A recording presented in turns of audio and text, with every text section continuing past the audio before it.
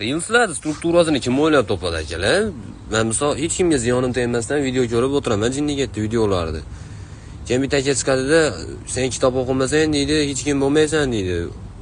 O'qishing kerak deydi. Bo'pti, 3-4 kun kitob o'qishni yo'lga qo'yib olaman, motivatsiyam oshib ketib. Keyin bitta aka chiqadi. O'g'il bola trenirovka qilmasa hayotini bitta qismida 100% qiz boladan kaltaydi. Buni italiyalik olimlar isbotlabdi. Ha, bo'pti, endi trenirovkani qilaylik, trenirovkaga chiqadi, zalda trenirovka qilyapsiz.